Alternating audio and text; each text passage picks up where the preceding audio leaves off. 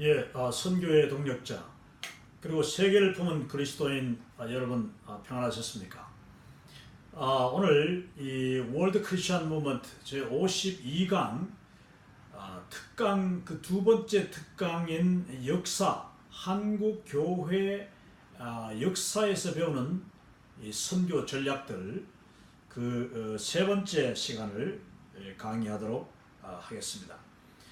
오늘 강의는 이제 지난번 시간에 이어서 계속해서 그 우리 조선 땅에 왔던 선교사님들 그 정말 위대한 복음의 사역자들에 관한 이야기를 함으로써 우리가 그분들로부터 과연 무엇을 배울 수 있는가, 그리고 또한 그 선교사님들을 도왔던 우리 조선인 최초의 성도들의 그 열심과 그 희생 그리고 아름다운 믿음에 관해서 공부를 하려고 합니다. 자, 지난 시간에 잠깐 다루다가 이제 멈췄는데 바로 이 존 러스 선교사입니다. 러스 선교사님은 그 에딘버러, 스코틀랜드, 에딘버러, 그러니까 영국이 그 웨일즈가 있고, 웨일즈는 영국의 가장 이 남쪽 부분입니다. 그리고 이제 잉글랜드가 영국의 이제 런던을 중심으로 한 그 중심 부분이고, 그 잉글랜드의 왕국이 결국은 영국 전체를 다 통치하고 있는 거죠.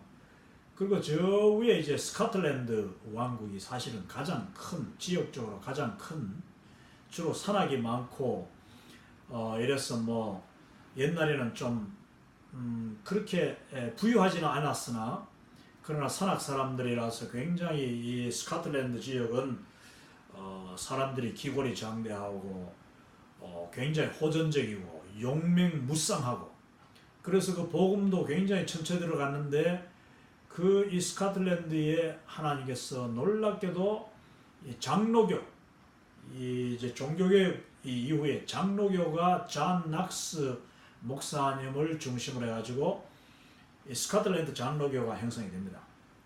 그래서 웨일즈, 잉글랜드, 그리고 스코틀랜드, 거기다가 이제 섬나라 왼쪽으로 섬을 바다를 건너서 아일랜드라는 큰 섬이 있는데, 그 섬 중에서도 그 남쪽 아일랜드가 두 개로 나눠져 있습니다. 남북으로 나뉘어져 있는데, 남쪽 아일랜드는 아주 천주교가 굉장히 강한 그런 나라입니다. 남아일랜드예요.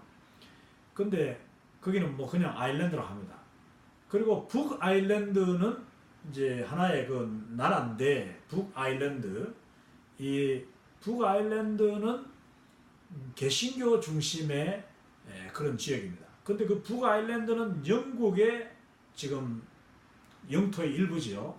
그러나 영국이라는 이 대영 제국이라는 이야기를 여러분 들으셨을 텐데, 옛날에는 물론 대영 제국이라고 하면 뭐 전 세계에 해가 지지 않는 나라 해가지고 뭐 인도를 포함해가지고 아프리카 뭐 세계 수십 개국이 거기 다 포함돼, 호주 뭐 뉴질랜드까지. 그러나 지금의 대영 제국 Great Britain이라고 하면은 이 GB라고 해요. 이 GB Great Britain이라고 하면은 대영 제국인데, 방금 말씀드린 대로 웨일즈, 잉글랜드, 스코틀랜드, 그리고 북아일랜드, 이 네 개의 나라를 이제 미국이 뭐 50개 주가 하나의 나라가 되어 있듯이 영국도 이 네 개의 나라가 한 영연방을, 영국이라는 대영 제국을 이루고 있는 것입니다. 거기서 또 영연방이라고 또 하면은 뭐 다시 옛날에 이제 대영 제국에 포함되었던 호주, 뉴질랜드, 남아프리카 이런 나라들 다 포함해서 영연방이 하는데, 아무튼 이 대영 제국의 스코틀랜드라는 가장 북쪽에 있는 그 지역, 거기에 수도가 바로 에딘버러라고 했고, 제가 여러 번 말씀드렸죠. 제가 직접 그 에딘버러에 가보기도 했는데, 이 존 러스 선교사님이 바로 그 에딘버러를 중심으로 하는 이 스코틀랜드 장로교의 파송을 받고 조선을 위하여서 파송되어 왔던 선교사님입니다. 이 존 러스 선교사님은 아주 일찍부터 조선에 대한 그 놀라운 열정, 하나님이 그에게 그냥 굉장한 열심과 그 열망과 조선을 향하여 가려고 하는 그런 그 아름다운 마음을 그의 마음속에 그냥 물붓듯이 부어주셨어요. 그런데 그의 시대가 그 조선이 뭐 쇄국 정책, 그러니까 대원군, 그리고 그 이전부터 뭐 벌써 이게 쇄국 정책이 굉장히 심했지 않습니까? 그러다 보니까 조선 땅에 들어오지는 못하고 맨 처음에는 주로 베이징, 중국에 가서, 그 당시 이 베이징은 이미 해안 시대 그 시대를 지나가지고 내륙 시대까지, 이 중국에는 뭐 윌리엄 테일러가 벌써 윌리엄 캐리 해안지대 다음에 허드슨 테일러가 이제 그 중국 내륙까지 들어가는 그런 시대였습니다. 그 시대에 이분은 중국에 갔으나, 영국에서 스코틀랜드에서 중국으로 파송되어 갔으나 그의 관심은 오직 그 바다 건너 조선 땅에 있었습니다. 그래서 이 베이징에서 열심히 이 조선말을 공부하며 한자를 공부하고 그러면서 이제 조선에 들어갈 날을 계속 기다리고 궁리하고 기도했는데 도저히 이 조선 땅이 열리질 않으니까 이분이 어디로 갔느냐 하면은 이 만주 땅으로 가는 것입니다. 그 당시 만주가 그래도 이 조선하고 가깝고 또 그 압록강원 건너면은 뭐 베이징에서는 바다를 건너와야 되지만은 그 압록강 건너 만주에 가면은 그 조선 땅으로 쉽게 건너갈 수 있을 것이다 해가지고 이제 이 만주 봉천, 뭐 옛날에 만주 봉천에서 뭐 개장사하고 뭐 이 소장사 했다는 사람들 많은데, 사실 만주 봉천이라는 곳은 옛날에 그 청나라 있지 않습니까? 만주를 중심으로 하는 그 청나라는 만주족이 세운 나라였습니다. 그 청나라의 수도가 이 심양, 그러니까 봉천이 이 원래 심양이거든. 심양인데 오늘 또 이제 심양이라고 하죠. 이 봉천을 중심으로 수많은 조선 사람들이 이 디아스포라라고 합니다. 디아스포라. 그 당시 이 조선 땅이 너무나도 어렵고 가난하고 그리고 온갖 기근과 그리고 그 공무원들 관리들의 그 수탈 폭정에 이기지 못해가지고 수많은 조선 사람들이 이 압록강을 건너서 그냥 만주 땅에 들어갔는데, 만주 땅은 어마어마하게 넓었지만은 그 당시 청나라 관리들이 조선 사람을 또 얼마나 그 차별을 하고 조선 사람들이 자기들 땅 쓰지도 않으면서 어마어마한 그 만주 땅 그 벌판을 조선 사람들이 개척할 수 있도록 마음대로 하면 얼마나 좋았겠습니까? 그러게 하지 않고 그냥 얼마나 방해하고 죽이고 핍박했는데, 이 만주 땅에 조선 사람들이 가가지고 그 들판, 넓은 들판은 개간 못하고, 왜냐? 그 봉금령이라고 해가지고 이 청나라 그 조정에서 조선 땅을, 조선 사람들이 만주의 넓은 들을 개간 못하게 하는, 아주 땅을 봉하고 금하는 그런 명령을 내립니다. 그러니까 이 조선 사람들이 만주 땅에 가서 어디로 가겠습니까? 그 만주 넓고 넓은 벌판 다 놔두고 산으로 골짜기로 그냥 들어갔어.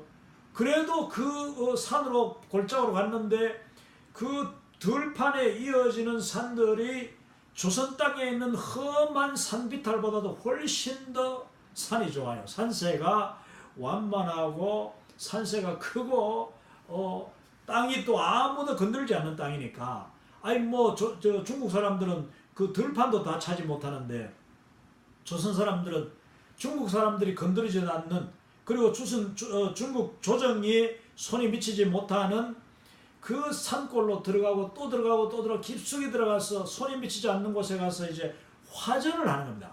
그걸 이제 화전민, 조선인 화전민들인데 그 화전을 읽어가지고 이제 그 산 속에서 그냥 몇 가정씩 이 무리를 지어 살면서, 뭐 조선 사람들 그렇지 않습니까? 일을 같이 하는 거예요.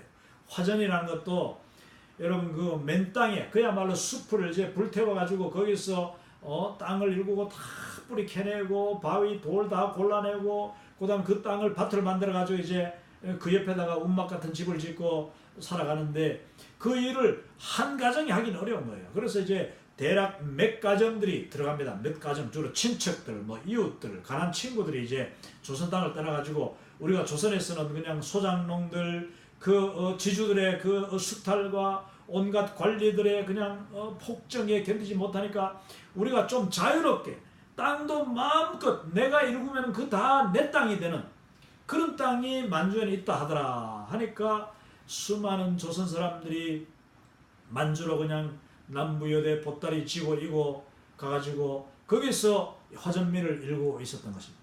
그러다 보니까 그 화전민들도 뭐 다 일용품이 필요하고 뭐 이렇게 시장을 봐야 되지 않습니까? 그래서 뭐 그냥 며칠에 한 번씩 아니면 몇 달에 한 번씩 참 동네 사람들 중에 젊은이들이 이제 짐을 지고 자기들이 나름대로 일군 그런 곡식이나 뭐 이런 약초나 이런 걸 가지고 이제 이 봉천 심양이라는 그 지역 만주의 수도로 모이는 것입니다. 그러니까 그 조선인들이 이 만주 봉천 심양에 모인다는 이야기를 듣고 존 로스 선교사님은 이제 그 심양으로 옮겨갑니다. 이 북경에서 베이징에서 이제 이 심양으로 가서 그 봉천 땅에서 만나는 조선 사람들 그들에게 복음을 전하기 시작하는 것입니다. 왜? 조선 땅에 들어가지를 못하니까. 조선 땅에는 쇄국 정책이 너무나도 강력하게 그 당시에 그냥 뭐 얼마나 외국 사람 뭐 얼씬거리도 못하고 외국 문물, 서적 그 어떤 것도 들어오지 못하도록 하기 위해서 그냥 모든 길목마다 다 지키고 압록강을 건너는 길목마다 그 나루터마다 다 지키면서 조선 땅에 외국인들이 들어오지 못하게 하는 그런 아주 삼엄한 시대에 이 로스 선교사님은 끝내 조선 땅에 들어오지 못하고 그 자기 평생 자기의 젊은 때 20대 때 들어와가지고 거의 평생 남은 여생을 이 만주 땅에서 심양을 중심으로 교회를 개척하고 또 시골 그 교회들 조선인 교회들을 방문하면서 그러면서 이분이 주로 했던 것이 이 성경을 번역했는 일입니다. 그래서 그 성경을 이미 지난 시간에 했던지 이 로스 성경 제가 여기 있네요. 예수 선교전서 이 성경을 바로 1887년도에 저렇게 신약 최초로 책을 만들어 가지고 이 바로 만주 땅에서 이분이 책을 인쇄해 낸 것입니다. 자, 여기 보면은 참 이 사진도 너무나도 인자스럽게 생기고 너무나도 귀한 거룩하게 참 성자 같은 분이죠. 우린 뭐 개신교에는 성자라는 말을 쓰지 않는다고 했습니다만은 정말 이분은 참 성자같이 우리가 존경하는 그런 귀한 인물이었습니다. 자, 여기 보니까 존 로스 선교사와 그에 의해 만주 봉천 심양에 세워진 동관 기독교회의 모습이다. 여기가 이제 한글 성경 번역했는 이 자리고 이 동관 기독교회는 지금 중국 삼자교회가 되어 있습니다. 그러니까 중국 교회예요. 이 삼자교회니까 뭐 정부에서 인정하는 그런 교회죠. 그래도 중국 삼자교회는 비록 공산당에 의해서 운영이 되고 거기 목사들도 다 공산당이 인정해야지 세워지는 그런 목사지만은 그 가운데서도 복음이 있습니다. 그리고 그 가운데 수많은 사람들이 예수님을 믿습니다. 그러나 분명한 것은 정부의 통제를 받는 거예요. 그리고 목사도 정부에 의해서 다 세워지고 그리고 또 필요하면은 뭐 정부의 선전 그런 것도 되고 그러나 이 교회는 원래는 로스 선교사님이 이 만주에 선교하고 세운 교회였다. 자, 여기서 이제 한글 번역이 주로 이루어지고 로스 선교사님이 사시던 집도 여기 붙어 있는데 이제 그 집 그리고 그 교회 요 지역에 같은 교회 이 건물 안에 뭐가 있느냐 하면은 그 로스 선교사님의 선교 기념관 그러니까 이 한글 성경 번역 기념을 하는 그런 기념관이 뮤지엄 같이 라이브러리 같이 있다 하는 겁니다. 제가 아직 아쉽게도 가보지는 못했습니다. 자, 그 밑에 보면은 존 러스, 이 라 요한이라고 있습니다. 라 요한, 러스, 존을 이제 요한이라고 하니까 이 라 요한, 한국말로 라 요한 선교사님은 그 같은 나라 출신의 토마스라는 이 선교사님, 여러분 토마스는 다 알죠? 이분은 그 토마스를 아마도 직접 만나지는 못했을 줄로 저는 그렇게 생각합니다. 왜냐하면은 이분이 토마스 선교사의 이야기를 들었는데, 이 토마스 선교사는 최초의 선교사입니다. 1866년도에 대동강을 타고 평양까지 들어가셨다가 그 평양 대동강 강변에서 목이 베어 죽임을 당하는 최초의 선교사, 이 토마스 선교사에 관해서 이 존 로스는 이제 듣습니다. 근데 토마스는 이 런던 선교회 파송으로, 이분은 웨일즈 분이었어요. 웨일즈 사람인데, 그러니까 저 남쪽 사람이죠. 근데 이제 런던 선교회 파송을 받아가지고 조선 땅에 들어오려고 왔는데 똑같은 목적이에요. 이 이제 시기가 조금 다른지 한 10여 년 정도 차이 나는데, 이 토마스 선교사님은 먼저 베이징에서 이제 들어가서 조선어를 배우고 조선 땅에 들어오려고 그렇게 애를 썼습니다. 제가 그 연구를 안 해봤는데 두 분이 만났다는 그런 기록이 제가 아직 발견하지 못했습니다. 왜냐하면 토마스 선교사가 먼저 베이징에 와서 준비하다가 그 다음에 1866년도에 대동강 들어와서 거기서 순교를 당하죠.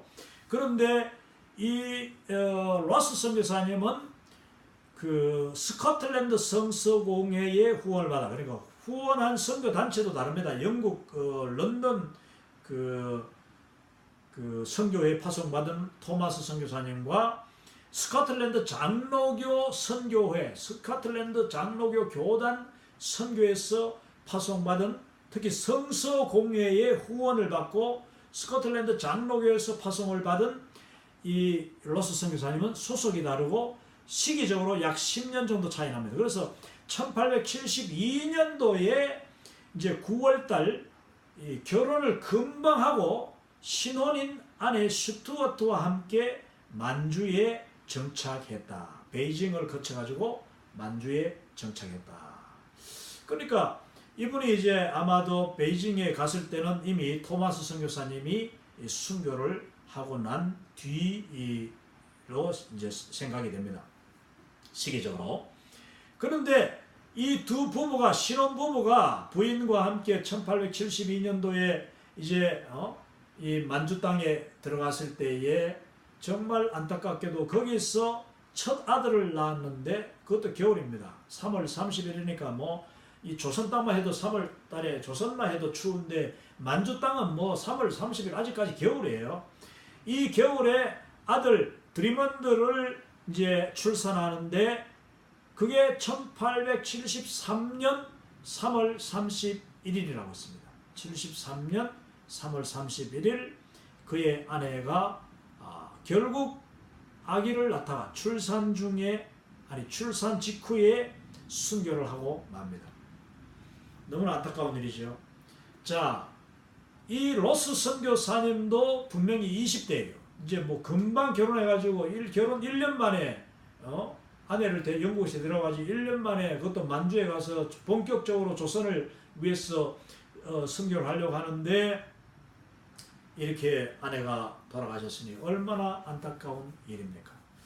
자, 로스 선교사님은 평생 자기 그 아내, 참 죽은 아내, 순교한 아내 스튜어트를 마음속에 묻고 그 아들이 자라는 것을 보면서 그 아내의 희생을 가슴에 묻고 평생 그 희생을, 자기가 내 아내가 못다한 일을 내가 같이 하겠습니다, 내가 다 이루겠습니다 하는 그런 이 각오로 일을 열심히, 그것도 조선을 위해서 희생하고 봉사하고 섬겼다고 합니다. 자, 그런데 이제 그 아기가, 일단 엄마가 죽어버렸으니까 그 갓난아기 아닙니까? 이 갓난아기를 테이크케어하기 위해서, 돌보기 위해서 이제 스코틀랜드에서 다시 동생이 옵니다. 동생이 캐더린인데, 이 캐서린이 이제 다시 스코틀랜드에서 추가로 파송받아 가지고 자기 오빠를 돕고, 그리고 오빠의 아들, 뭐 이제 올케는 이제 순교했으니까 오빠의 아들 이 드리먼드를 돌보기 위해서 고모가 오는 거예요. 고모가 아직 결혼도 안 한 고모가 와가지고 이제 오빠를 돌보고 그 아기를 어머니처럼 돌보는 가운데 이 로스와 함께 사역하던 맥킨타이어 목사님, 이분도 유명한 분입니다. 맥킨타이어 선교사. 이 맥킨타이어 선교사님과 이제 결국 같이 뭐 생활하고 같이 살다 보니까, 아니 같이 사역하다 보니까 이제 두 분이 친해져 가지고 감사하게도 이 캐서린, 로스의 여동생과 로스의 동력자인 맥킨타이어 선교사가 결혼을 하게 되는 것입니다. 그 얼마나 잘 됐습니까? 맥킨타이어도 이제 혼자가 아니고, 그러다 보니까 이제 캐서린이 결국은 자기 오빠, 자기 이제 남편 맥킨타이어, 그리고 또 조카 드리먼드까지 이 남자 셋을 다 돌보게 되는, 정말 또 캐서린의 사명이 너무나도 커진 것이죠. 아무튼 이렇게 하나님께서는 참 그런 위로를 주셨습니다. 그래서 이제 로스 선교사님이 안정되게 이 성경 번역 사역과 동시에 조선인들을 대상으로 하는 이 동관교회 이 사역을 계속하면서, 이 동관교회가 이제 그 큰 동네에서, 그 심양에서 사역이 하는 큰 교회지 않습니까? 제법 큰 교회니까. 그것도 영국에서 계속 후원이 오고. 이러니까 결국은 여러분, 이 최전방 교회의 그 개척이라는, 우리 거기서 여러 가지, 그리고 교회 자발적인 배가 13과 14가에서 이미 여러 번 이야기했습니다만은, 이 교회가 만주 지역에 있는 조선인 교회들의 어머니 교회 역할을 하게 되는 것입니다.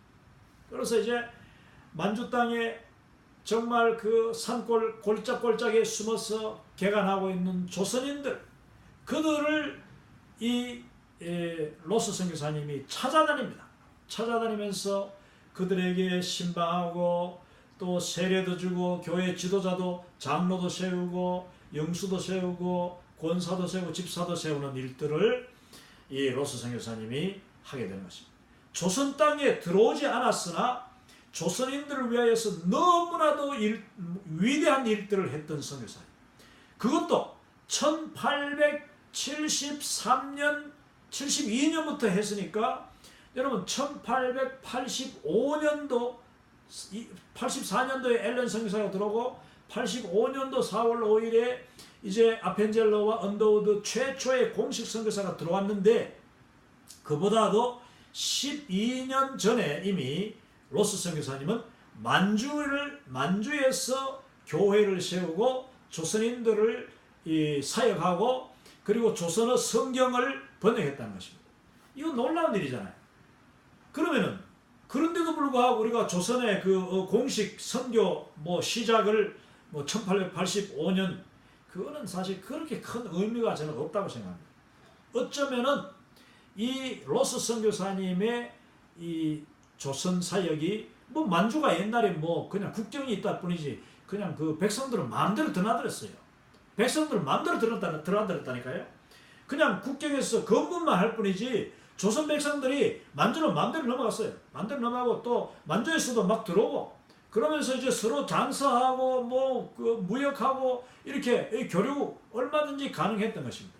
왜냐, 중국하고 이 조선은 그렇게 적국이 아니었기 때문에, 중국이 오히려 청나라가 그냥 더 큰 나라고, 조선 땅은 이 청나라 밑에 있는 나라는 한 가지였기 때문에 얼마든지 드나들었다. 그렇다면은 이 만주에서 시작한 로스 선교사님의 선교는 사실은 굉장히 중요하게 의미 있게 조명을 받아야 된다. 어쩌면 공식적으로 조선의 공식 이 선교 사역이, 왜냐, 성경이 거기서 번역돼 가지고 내려왔으니까 그 만주에서 시작됐다. 저는 그렇게 이야기할 수도 있지 않는가, 역사적인 해석을 그렇게 생각합니다. 자, 여기서 이제 한국어 성경을 번역하고 맨 밑에 두 줄, 만주에서 조선인 지도자들을 세례를 주고 그 지도자들을 세워가지고 조선 땅으로 성경을 번역해서 그 성경을 지어가지고 조선 땅으로 들여보내서 조선 땅에 그 자기 고향 중심으로 이제 막 복음을 전하고 성경을 보급하게 했으니까 이거는 놀라운 일이잖아요. 자, 여기서 이때 1879년, 여러분 72년도에 이분이 만주에서 사역을 시작해가지고 79년이면은 7년 만입니다. 7년 만에 벌써 이 최초의 세례자 4명을 세례를 주게 되는 것입니다.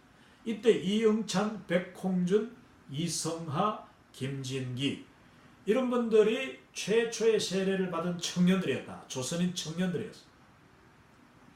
이 청년들이 다 배우고 글도 배우고 조선의 선배들인데 조선이 뭐 워낙 국세가 기울고 더 먹고 살 일이 없으니까 그냥 조선을 따라가지고 만주로 이 압록강을 이제 중심으로 그냥 무역하고 배를 띄워가지고 장사하던 사람들이 배가 깔아앉고 그냥 사업에 실패하고 난 뒤에 어떻게 처음에는 무슨 선교사한테 가면은 뭐 돈이라도 좀 벌 수 있는가, 밥이라도 얻어먹을 수 있는가 이런 마음으로 갔다가 이 청년들이 이 로스 선교사님의 그 놀라운 인품과 사랑에 감동받고 그분의 그 깊은 학식을 통하여서 또 한국말, 조선말 하지요, 한자를 알지요, 이러니까 그 대화가 되는 거예요.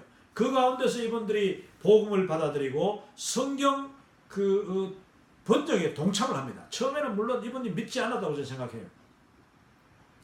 그러다가 이제 성경 번역을 하는 가운데 성경을 한 장 한 장 같이 연구하고 읽고 그걸 베껴 쓰는 가운데 성령님이 그들의 마음을 감동하셔서 이 청년들이 한 사람 두 사람 예수 그리스도의 복음으로 말미암아 예수 그리스도의 거룩한 가르침, 예수 성교, 거룩한 가르침의 전서, 이 성경을 번역하는 일에 돕다가 복음에 부딪혀가지고 예수님을 믿게 되었던 것입니다. 그러니까 한 7년이 걸리는 거예요.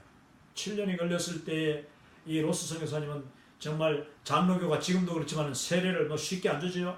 그 사람을 지켜보고 다 테스트하고 또 그들의 인품이 얼마나 잘하는가 변화되는가 그걸 다 보고 난 뒤에 세례를 줬는 것이 1873년 3월 31일 역사적으로 최초의 그 선교사 이 4명의 선교사가 4명의 세례자가 이 로스 선교사님으로부터 세례를 받게 되는 것입니다.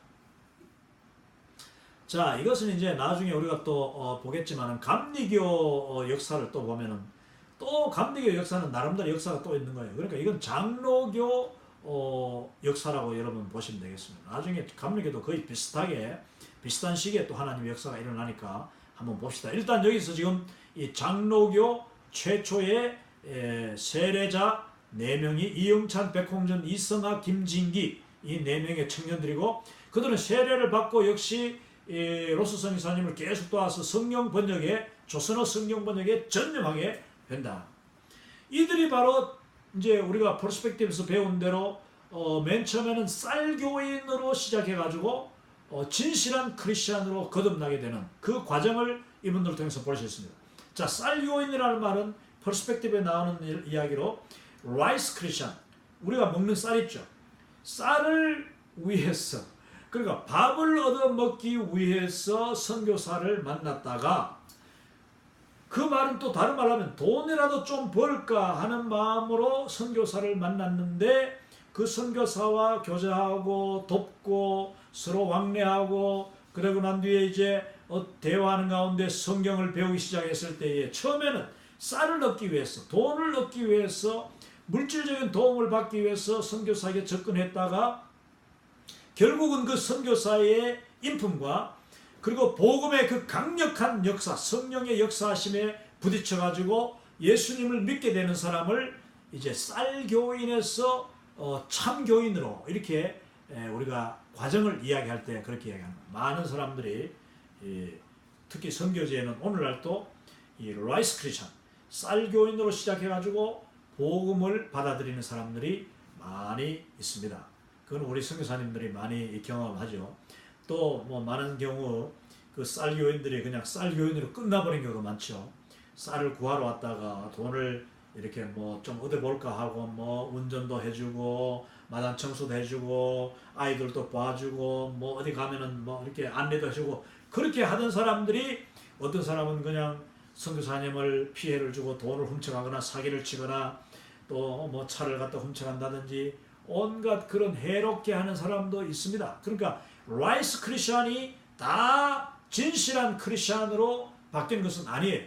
그러나 라이스 크리스천이 그러니까 쌀을 얻기 위해서 돈을 얻기 위해서 약품을 얻기 위해서 왔다고 해서 그걸 다 알지만은 선교사님은 그들을 진실하게 대하고 그들에게 사랑으로 대하고 또 그들의 필요도 적절하게 너무 돈을 퍼주면 안 되죠. 이거 정말 조심해야 돼요. 돈 있는 것을 너무 보여도 안 돼요. 그러면 도둑놈이 되는 거예요. 잘못하면 선교사를 해롭게도 할 수 있어요. 그러니까 지혜롭게 선교사님이 쌀교인들을 잘 이렇게 관계를 형성해 나갈 때에 그 쌀교인이 결국은 정말 진실된 크리스찬이 될 수 있다. 이건 이제 나중에도 계속 나온 거예요.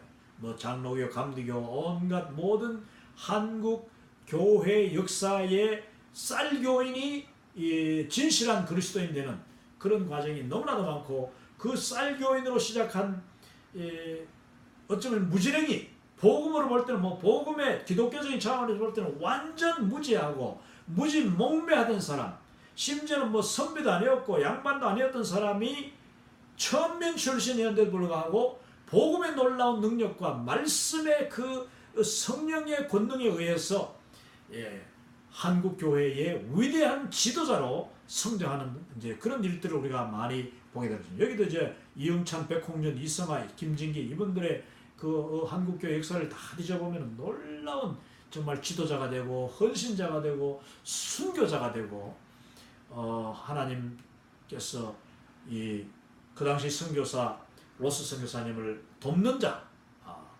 이들을 이제 코리안 디아스포라고 해요. 코리아 그 당시 조선에서 어쩔 수 없이 비자발적으로 떠나는 비자발적으로 갔는데 이 로스 선교사님 입장에서는 그들이 자발적으로 그냥 온 거예요. 자발적으로 온다. 그리고 여기서 볼 때는 비자발적으로 가는 자예요. 갔는데 거기에서 선교사님을 만남으로 그들은 오히려 정말 복음을 만난 그리스도인이 되는 놀라운 변화가 있습니다. 이게 바로 하나님의 원심력과 군심력, 복음의 이 보내는 힘과 끌어당기는 힘, 이게 바로 이 로스 선교사님의 사역에서도 우리가 볼 수 있다 하는 것이죠. 자, 로스 선교사님은 얼마나 사랑이 많은 분인지 정말 희생적으로 자기의 아내가 그 신혼 아내가 첫 아기를 낳다가 죽음을 당하고 순교하고 난 뒤에 이분이 정말 그 아내의 희생까지 다 이제 정말 아내의 삶까지 자기의 몸에 짊어지고 그 두 개의 십자가를 지고 자기만의 십자가를 진 것이 아니라 내 아내가 져야 될 십자가도 내가 다 지고 가겠습니다 하면서 얼마나 열심히 헌신했는지 이제 그 로스 선교사님의 사랑과 헌신 조선인들을 위한 사랑을 한번 여기 보시겠습니다. 자, 이 이야기는 로스 목사님 맨 밑에 바닥에 보십시오. 로스 목사님이 1884년 만주의 시골 변방 이미 1872년에 만주에 와서 이미 12년이 지나선 상태니까 이분이 이미 그 동관교회 봉천에서 벌써 교회도 다 세우고 또 성경 번역도 하고 있고 이제는 뭐 정말 그야말로 그 지역에 아주 그냥 큰 정말 그 일꾼 귀한 조선말도 이제 능통하게 하시고 하는 그런 이 베테랑 선교사님 목사님이었다는 것을 우리가 상상하면서 보십시오. 이 로스 선교사님이 이 만주의 시골 변방이라고 했습니다. 그 들판은 조선인들이 범접도 못하고 감히 개척을 못하고 완전 변방으로 가는 거예요. 그러다 보니까 가는 길이 너무나도 먼 거예요. 만주 벌판이 또 보통 넓습니까? 어마어마하게 넓은 거예요. 그 화전민 조선인 최초의 그 교회 화전민들이 사는 산골짝 깊숙한 산골. 왜 산골이 깊을 수밖에 없느냐고요? 중국 관군들, 중국 관리들이 들어오지도 못하도록, 그걸 알면 와서 화전민을 다 그냥 집을 다 부수고 조선 사람들이 정착 못하도록 하는 것이 중국 정부의 일이니까 조선인들은 그 화전을 하되 정말 깊숙한 산속까지 들어가서 이제 화전을 일구고 있는 거예요. 그러다 보니까 거리가 얼마나 먼지, 그 먼 산속까지 들어가서 방문하고 난 뒤에 돌아와가지고 이 글을 쓰셨는데, 이 글을 보시면은 이들은, 조선인들은 세례를 받기 위해 이태나 2년 동안이나 로스 목사님의 방문을 기다리면서 또 사람을 보내가지고 로스 목사님 좀 우리 동네에 오실 수 없겠습니까? 우리 세례 받을 사람들이 많이 기다리고 있습니다. 이렇게 부탁을 여러 번 하고 난 뒤에 드디어 2년 만에 로스 선교사님이 가게 되는 거예요. 그 전에는 뭐 가까운 데 일단 다 가신 거지. 다 가시고 지금 여기는 가장 먼 지역 가운데 한 교회를 지금 찾아간 이야기입니다. 여기 보니까 얼마나 이 조선 사람들이 로스 목사님을 따뜻하게 맞아들였는지 봅니다. 여기 글을 봅니다. 우리들은 첫 7일 동안 마차를 타고 여행하였으나, 첫 7일 동안 마차를 타고, 만주벌판이 얼마나 넓고 이 화전민교회가 얼마나 이 심령에서 거리가 먼지, 마차를 타고 이동하였으나 눈이 너무 깊게 쌓이고, 이 3월인데도 여러분 얼마나 눈이 깊게 쌓이고, 또 길이 좁아가지고, 길이 너무, 그 당시에 무슨 길이 있겠습니까? 처음에는 들판에는 그래도 이 마차 가는 길이 있지만은 산으로 갈수록 마차는 갈 수가 없는 거예요. 길이. 우리나라 새마을운동하기 전만 해도 그랬는데, 이 당연히 그렇죠. 산 언덕 조금만 생기면 벌써 마차 못 가는, 다 사람 이고 지고 다니는 그런 길밖에 없는 거죠. 그래서 길이 좁아져가지고 다음 한 주일, 첫 번째 7일은 마차를 갔습니다. 그 다음 또 일주일 동안은 나귀를 타고 갔다. 마차를 다 이제 구름만은 다 놔두고 그 말들을 풀어가지고 그 말을 타고 그 다음에 7일 동안 갔습니다. 14일 갔어요. 영하 20도의 추위는 우리를 몹시 괴롭혔다. 여러분, 영하 20도 만주벌판 얼마나 추웠겠습니까? 그 추위 가운데, 그러니까 이 로스 목사님이 이 교회를 2년 동안 지금 마음 벼르면서도 못 가는 이유가 여러분 아시겠죠? 첫째, 너무 멀어. 너무 멀고 길이 험해. 그리고 이 기후가 보십시오. 마침 갔는데도, 큰맘 먹고 갔는데도 너무나도 춥고, 해가 지는 석양 무렵에 우리는 첫 한인촌에 도착했는데, 첫 한인촌이라는 게 뭡니까? 그 일대에 많은 한인 화전민촌이 흩어져 있었다는 거예요. 그건 당연한 거예요. 그거 다 소그룹으로 이렇게 소수 몇 가정 옛날에 우리 시골 마을처럼 그런 한인촌들이 다 흩어져 있는데, 첫 마을에 도착했는데 약 30명의 흰 두루마기를 입은 한인들이 우리를 반갑게 맞아 주었다. 할렐루야. 30여 명의 흰 두루마기를 입은 한인들. 상상해 보십시오. 그 산골 꼴짝 14일이나 걸어가가지고 거기서 만난 첫 화전민촌의 지도자들 30여 명의 어른들이 두루마기를 입고 이 로스 목사님의 일행을 반갑게 맞아주는데, 우리는 가장 우두머리 되는 사람의 집에 유숙하였는데, 가장 우두머리 되는 사람, 그러니까 그 촌장이, 그 촌에서 그래도 이 지도자 연세가 드시고 다 그래도 참 교회도 참 그 당시 영수 교회 지도자 좀 되는 분이죠. 평신도 지도자. 그 우두머리 되는 집으로 유숙하였는데, 그 집에 가서 유숙했는데 그들의 호의와 친절은 말로 다 할 수 없었다. 그들이 대접을 하면 좋은 걸 하겠습니까? 그러나 그분들이 정말 마당을 쓸고 선교사님 오신다고 집을 다 청소하고 소재하고, 또 춥다고 그냥 얼마나 구들장을 뜨겁게 그냥 달구고 불을 떼가지고 여러분 상상해 보십시오. 그러나 그 집이 해봐야 그냥 나무로 지은 집이나 아니면은 그 초가집이거나 안 그랬겠습니까? 화전면의 집이지만은 그러나 온 사랑과 정성을 다하여서 호의와 친절로 이 주의 종들을 맞이했습니다. 이 온순한 농민들은 얼마나 이 로스 목사님을 존경하고 순종하고 영접했으면 이 로스 목사님의 눈에 그들은 너무나도 온순하게 보였다. 20년간 이 골짜기를 개간하고, 할렐루야, 20년. 이게 지금 1884년이면은 20년 전에는 1860년대에 이분들이 벌써 그 만주 땅에 가서 화전을 시작하고 20년 동안 골짜기를 개간했으니까 그야말로 좀 안정된 그 큰 동네에 있다고 우리가 생각할 수 있겠죠. 그러니까 뭐 수백 명이 되는 거죠. 이제 농사를 지어왔다. 그들의 유일한 염원은 그저 아무 연고 없이 하루하루를 살아가는 것이었다. 아무 참 문제 없이 그냥 하루하루 살아가기만 하면은, 그리고 애들 키우고 먹고 살기만 하면은 너무너무 참 다행이다 하는, 그런데 2년 전에 그들의 생활에 큰 변화를 일으킨 일이 생겼다. 그것은 그리스도의 복음이 이 골짜기까지 들어온 것이었다. 할렐루야. 2년 전에, 지금 로스 선교사님 가기 2년 전에 복음이 들어왔는데 그 복음을 처음 받고 난 뒤에 너무나도 기쁜 나머지 그때부터 벌써 막 아마도 그 동네 사람들이 뭐 그냥 집단적인 people movement, 온 사람들이 이 촌장을 중심으로 다 예수님을 한꺼번에 믿은지 모릅니다. 아니면 뭐 소수로 믿었든지 간에 처음 믿은 사람들이 너무나도 예수님을 믿고 감사하고 감격한 나머지 그때부터 그냥 그 심양으로 봉천으로 사람을 보내가지고, 목사님 우리 지금 예수님을 믿고 보니 너무 좋아요, 우리 세례 좀 주러 오세요, 이렇게 요청을 시작한 것이 2년 전에 있는데 그 2년 전에 복음이 들어갔다는 것입니다. 그들은 그리스도의 복음이 이 골짜기까지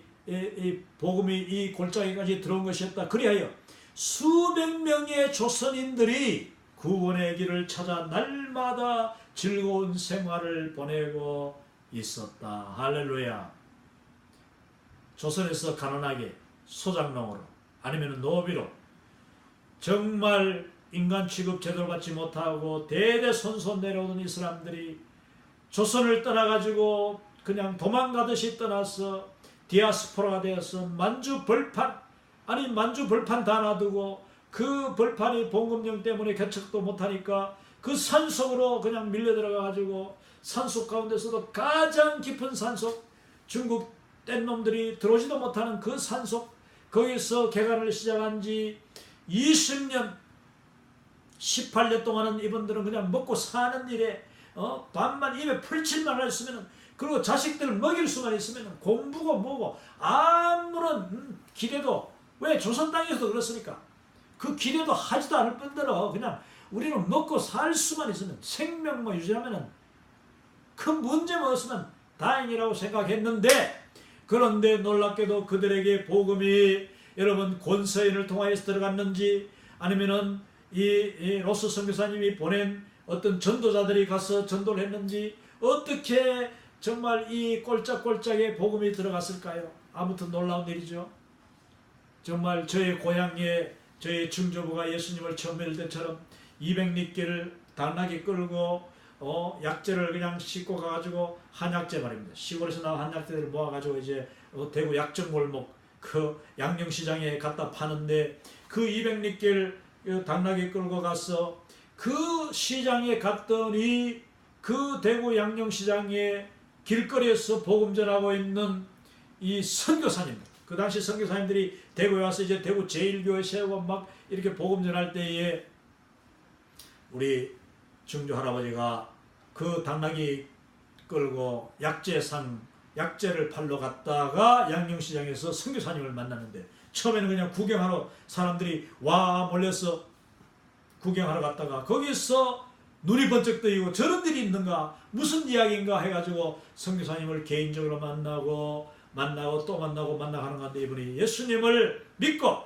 그 다음에 그 선교사님을 당나귀에 태워가지고 200리끼를 다시 와서 그 경북 의성 시골 꼴짝꼴짝 깡촌에 그 동네 사람들 다 자기 집에 모아가지고 이 선교사님이 파란 눈에 그냥 흰 머리에 그리고 그러나 갓을 쓴 이 서양 선교사님이 그 시골 깡촌 사람들에게 복음을 전해서 거기에 110년, 20년 전에 복음이 들어갔듯이 저희 시골에 저는 거의 비슷한 과정을 통해서 이 시골, 이 만주 시골 땅에도 복음이 그렇게 들어갔으리라고 저는 생각합니다. 자, 그 2년 동안 동네 사람들이 점점 예수님을 다 믿고, 저는 뭐 거의 다 믿었다고 해요. 그 당시에 그런 역사가 너무 많이 일어났거든요. 또 시골에 할 일이 없는 거예요. 그러니까 밥 먹고 잠자고 일하는 일만 반복되던 사람들이 이 놀라운 이 복음의 진리가 들어가지고 막 그냥 그게 불릴 듯이 그 화전민촌에 다 퍼졌다고 저는 믿습니다. 그러니까 이 수백 명의 사람들이 구원의 길을 찾아 날마다 즐거운 생활을 보내고 있습니다. 자, 목사님이 왔다고 지금 처음에는 30명이 지도자들이 모이더니 나중에 그냥 온 마을 아이들까지 부녀자들끼리 다 모았다 보십시오. 이 수백 명이죠. 자, 이거는 거기서 이제 세례를 준다 보십시오. 그러면 세례 문답해야 되죠. 하루 종일 뭐 며칠 했는지도 모르게 사람이 많으니까. 그러고 난 뒤에 세례를 줍니다. 1명, 2명 세례 줬을 때 시간도 얼마나 많이 걸렸겠어요. 이야, 이거 좀 정말 자세한 이 기록을 좀 읽어봤으면 얼마나 감동스럽겠는가 싶습니다.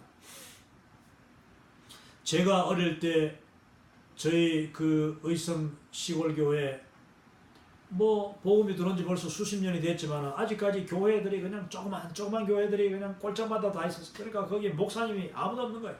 다 조사, 뭐 전도사님, 아니면 전도사도 없으면 영수. 그러니까 이 동네에 우두머리 되는 사람이 영수는 장로도 되기 전에 이제 교회 영적인 지도자 이런 뜻이 영적인 머리다 뜻이니까 영적인 지도자다 해가지고 예배를 인도하고 그 교인들을 이렇게 이제 구원하고 뭐 교육자가 없고 장로가 없으니까 이제 교회의 이제 어른이에요.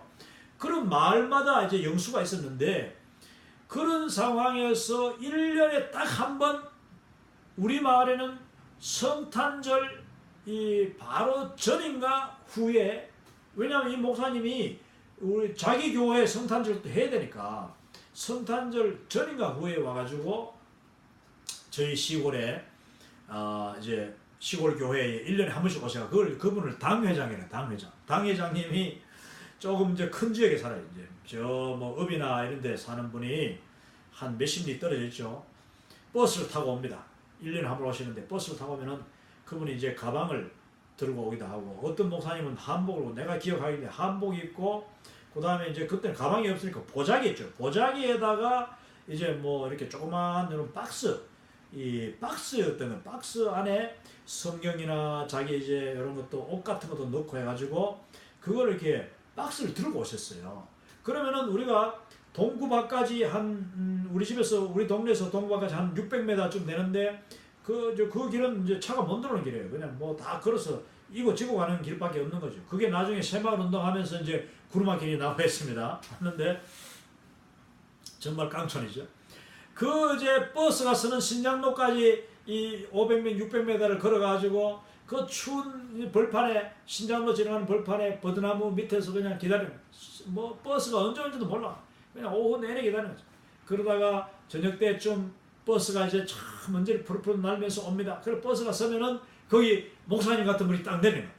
그럼 뭐 그분이 뭐 낯설고 아주 멋있고 또 이렇게 참 이 모자를 딱 쓰시고 한복을 입으신 그 목사님이 딱 벌써 보여. 그러면은 이제 인사를 그냥 90도 인사하고 저하고 친구들이 그 목사님의 짐을 서로 그냥 받을까 이제 그 짐을 들고 막 달려오는 거예요. 그러면 이 짐 안 드는 애는 더 빨리 와가지고 이제 교회에다가 알리는 거예요. 우리 목사님 오십니다 하면 막 그 목사님은 이제 천천히 걸어오시죠. 그러면은 그 마을 안에 계시던 교회 사택에서 모여있던 전도사님과 그 장로님이나 집사님, 권사님들이 전부 다 우르르 이제 몰려서 막 이 동구밖까지 막 진짜 버선발로 오는 거예요. 그래가지고 아이고 목사님 오십니까 하면서 이제 그러면 전도사님이 제가 전도사입니다. 아니면 뭐 이미 아면은 또 장로들, 집사, 권사들 다 소개하는 거는 막 그 목사님이 한 500m, 600m 걸어가는 그 길, 동네 안에 한 300m 줄을 쫙 서가지고 이 목사님을 환영하는 것입니다. 그 지금 상황이 이 화전민 교회에서 벌써 이런 상황이 있었고, 그 상황이 수십 년 뒤인 제가 거의 뭐 100년 뒤죠. 예? 7, 80년 뒤 제가 어릴 때도 저희 시골 마을에 그런 일이 있었다는 것입니다. 선교사님 아니지만은 그 담임 목사님, 그러니까 당회장 목사님이 그 지교회, 아주 작은 교회들을 순회하면서 이제 세례 문답. 그날 그 밤에 이제 오시면은 그날 저녁에 바로 목사님 오시자마자 바로 그냥 뭐 간식 좀 드신가 몰라도 하여튼 목사님 준비되셨다 하면은 전부 다 교회에 앉아서 기다리고, 최종적으로 이제 학습 문답, 세례 문답 공부를 복습하고 있던 성도들이 이제 젊은 아이들, 뭐 청년들, 그 다음에 나이 드신 분들도 예수 믿은 지 얼마 안 되는 분들, 이런 분들이 이제 줄을 지어서 쫙 이제 들어가는 거예요. 그런 목사님이 이제 사택 아랫목에 앉아가지고, 안방에 앉아가지고 계시면서, 장로님 한 분하고, 이제 이 당회장 목사님이 문답을 하는 거예요. 문답하면서 장로님이 얘는 뭐 누구 집 아들이고, 뭐 얘는 어떻고 이제 신앙생활 어떻게 하고 이제 소개합니다. 그러면은 당회장 목사님이 문답을 몇 개 하는 거예요. 그럼 이제 그 문답을 뭐 벌벌 떨면서 그냥 암송하고 준비했다가 답을 하는 거지. 참 옛날 그 세례 문답, 학습 문답 참 그 사연도 많았습니다. 그 일들이 이제 이 교회가 그대로 일어났을 것이다. 저는 그렇게 봅니다. 그러는데 그 다음 날 이제 그게 주로 토요일이에요. 토요일 날 그렇게 하고 그 다음 날 이제 저녁에 하거나, 아니면 수요일 날 오시면은, 수요일 날 잘 안 와. 보통 이제 토요일 날 오셔가지고 주일까지 예배까지 드리고, 주일 예배 시간에, 낮 예배 시간에 아주 그냥 그 세례를 다 주고 가기도 했는데, 가끔씩은 수요일 날 오세요. 그럼 수요일 날 오후에 그게 다 하시고 저녁 드시고 수요일 예배 시간에 세례를 줬어요. 세례 주고 학습 문답을 하게 되는 것입니다. 저는 이 화전민 이야기, 이 만주 벌판에서도 화전민 이야기를 제가 읽으면서 얼마나 정말 감동스럽고, 또 저의 시골교회의 모습, 그 전통이 바로 여기서부터 이렇게 시작되었구나. 우리 조선인들은 만주에서나 나중에 그 만주의 신앙이 압록강을 지나서 이제 함경도, 평안도, 황해도, 이제 이 강원도, 그 다음에 경기도 내려가지고 이렇게 내려오면서, 복음이 내려오면서 또 선교사님들 경상도도 들어오시고, 또 저기 충청도도 들어오시고 전라도도 들어오시고 하면서 복음이 들어왔는데, 놀랍게도 이 한국교회의 이 아름다운 그 전통과 이 주의 종을 환영하고 존경하고 순종하고, 또 학습과 세례를 소중하게 여기고, 정말 그 모습이 어떻게 이렇게 아름다운가. 너무나도 감사하고 자랑스럽고, 또 그 아름다움을 우리는 지켜나가야 된다. 지금 얼마나 많은 그 아름다운 전통을 잃어버린지 몰라요. 이것을 다시 한번 생각하게 되었습니다. 자, 이제 다음 보면은 초기 한국 선교의 전략적 특징이 나오는데, 조금만 더 하도록 하겠습니다. 이제 1시간 다 돼가는데, 이 특강들은 거의 1시간 전후에서 제가 마치려고 하는데, 오늘 여기서 한국교회 선교의 전략적 특징을 봅니다. 여기 보면은 이 초기 한국교회, 이거는 이제 우리가 꼭 배워야 되는 그런 전략적 특징인데, 여기 보니까 한국인들의 자발적이고 능동적인 요구에 따른 전례, 자발적이고 능동적인 요구라고 했어요. 그리고 높은 수용성, 열심이라고 했어요. 지금 방금 우리가 읽었는 이 만주 봉천에서 14일간 걸어갔던 그 어마어마한 그 거리, 산속 화전민촌에서 성도들이 수백 명이 세례받기 위하여서 2년 만에 수백 명이 됐습니다. 그리고 로스 목사님에게 사람을 보내가지고 우리 꼭 시간을 내서 우리 마을 한번 오십시오. 우리에게 오셔서 우리를 세례를 주십시오. 이게 바로 자발적이고 능동적인 요구라고 해서 요구. 제발 우리에게 오셔서 복음을 전해 주십시오. 아니면은 우리 아이들을 좀 교육시켜 주십시오. 아니면 우리가 예수님을 아직 믿고 잘 모르니까 와서 사경례를 해 주십시오. 이게 다 지금 옛날 교회 전부 다 그런 모습이었어요. 그리고 세례를 주십시오. 우리 교회에 임직을 좀 지도자들을 세워주십시오. 일꾼을 세워주세요. 또 우리 교회에 전도사님을 보내주세요. 나중에는 목사님을 보내주세요. 이런 자발적이고 능동적인 요구. 그래서 한국 교회의 복음은 그냥 스펀지가 물을 흡수하듯이 빨아들이듯이 빨아들이고, 또 다른 말로 하면은 그 봄날에 그냥 불이 그냥 봄날에 야생 산불이 그냥 퍼져나가듯이.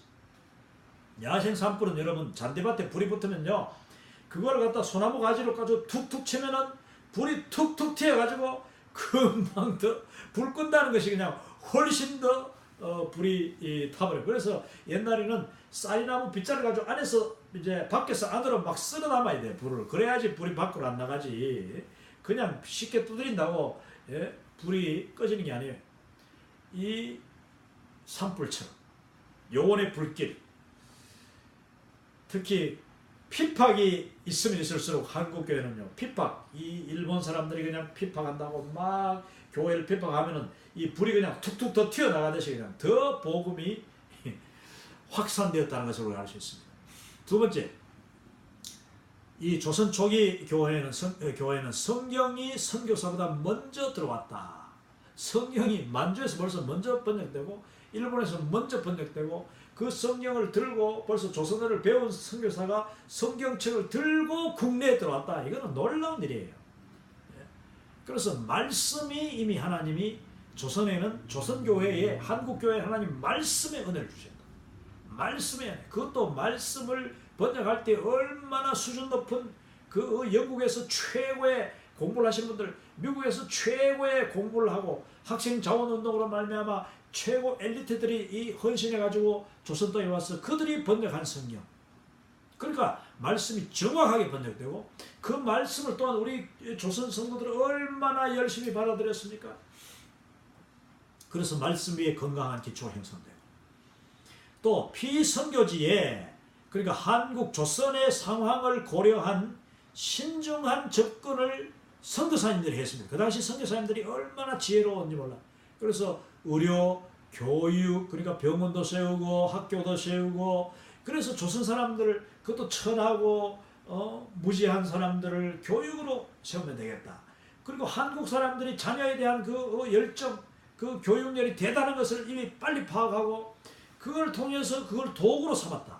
교육에서 끝나버리지 않고, 물론 이제 세월이 지나면서 뭐 선교사님들이 세운 그 조선 학교들이 그냥 다 그냥 뭐 지금 자유주의, 진보주의, 더 이상 이 미션스쿨, 복음적인 기독교 학교가 아니고 다 그냥 이상한 학교가 되어버렸습니다만은, 세속적인 학교가 됐습니다만은, 그러나 뭐 그거는 이미 복음화 되고 난 뒤니까 뭐 우리가 아깝지만 할 수 없는 거고, 최초의 그 조선의 그 교육기관들은 100% 아주 순수한 복음을 목적으로 세워진 학교들이었고, 실제로 그 학교에서 자란 그 인재들이, 그들이 나중에 조선의 독립을 위하여서 싸우는 정치적인 지도자, 교육의 지도자, 의사들이 다 되고, 온갖 조선의 모든 분야별로 이 조선인 지식인들이 바로 선교사 학교 출신들이었다. 복음을 들은 사람들이었고 복음으로 거듭난 사람들이 많았다는 것을 우리는 감사할 수가 있는 거예요. 그게 바로 전략적으로 너무나도 놀라운 것이다. 그래서 기독교에 대한 편견과 오해가 막 처음에는 굉장했죠. 그 파란 눈을 가진 선교사들에 대한 그런 편견, 오해, 온갖 그냥 그 루머들, 유언비어들. 그러나 결국은 이 선교사님들이 헌신하고 교육으로 계몽하고 또 그들을 치료해 줌으로써 조선인들이 서서히 치료받고 영적으로 거듭나는 놀라운 복음의 폭발적인 역사에 기여하게 됐다. 마지막으로 건강한 교회의 전통이 이제 제가 이미 이야기했지만 형성됐습니다. 그게 바로 전도하는 전통, 봉사하고 교육하고 또 평등한 참여, 남자 여자 남녀 노소 빈부 귀천, 물론 처음에는 빈부 귀천이 있었지만 그러나 그걸 선교사님들이 과감하게 자꾸 저걸 고쳐주고 또 복음을 가르치고 복음의 깨달음으로써 이 조선의 양반들이 이제 뭐 그 당시 또 다행히 양반들이 다 몰락을 했습니다. 일본 시대를 통해서 특히 뭐 조선의 모든 사회 질서가 다 붕괴가 됐어. 얼마나 감사한 일인지 몰라요. 그러므로서 조선의 양반 제도가 없어지고 싹 없어지고 또 조선의 빈부 귀천 이게 다 그냥 일본 시대를 통해서 다 새롭게 재형성되는 거예요. 그때의 복음을 들은 자들은 일본이 가르치는 방식대로가 아니라 복음이 가르치는 방식대로 조선의 그 모든 사회 구조가 재형성됐다. 사회 질서가 재형성됐다. 그것은 일본의 강압, 그 일본의 강압의 그 하나의 그 어쩌면은 그 선한 효과가 일본 사람들은 거의 뭐 그렇게 의도하지 않았지만은 결국은 일본이 조선의 복음화에 엄청난 도움을 주고 조선의 현대화, 하나님이 그렇게 조선을 변화시키는데 일본이라는 악한 무리를 통하여서 그들의 악한 제도와 그들의 그 식민지 통치를 통하여서 조선을 변화시켰다는 것을 우리는 배울 수가 있는 것입니다.